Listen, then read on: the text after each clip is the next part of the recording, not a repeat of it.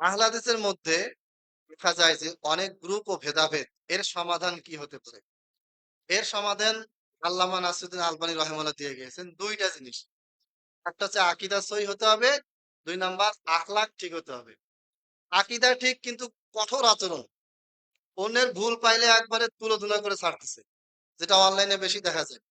Inter pass, matric pass, ২-৪ টা বই পড়ছে, কারো ভুল পাইলেই বাস। হ্যাঁ, এত বড় ভুল করছে, উনি কি জানে কি পড়াশোনা করছে? এই যে আখলাকের সমস্যা। তাহলে শুধুমাত্র আকীদা সহি হলেই হবে না। আকীদা সহির পাশাপাশি কি সহি হতে হবে? আখলাক ঠিক হতে হবে। আখলাক ঠিক না হলে কি হবে? হিংসা কাজ করবে, বিদ্বেষ কাজ করবে, অহংকার কাজ করবে। আমি বড় নেতা, আমার কাছে সবাই আসুক, আমি কেন ওর কাছে যাব? এই যে একটা অহংকার, এটা থাকা যাবে না। হ্যাঁ, আমাকে তার কাছে যেতে হবে, চেষ্টা করতে হবে। আমি ছোট হব, তার কাছে আমি যাব। যেন কি হয়? ইউনিটিটা তৈরি হয়। কিন্তু আমরা কি করি? আমি বড় হয়ে গেছি, আমার কাছে লোক আসবে, আমি কেন যাব? এটা আখলাকের কি? ত্রুটি। তাহলে আমাদের আকীদা শুধু সহি হলেই হবে না।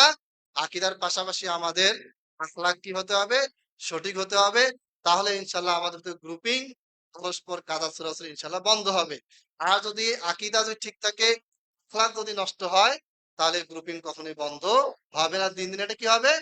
বাড়তে থাকবে। এটা হচ্ছে একমাত্র সমাধান।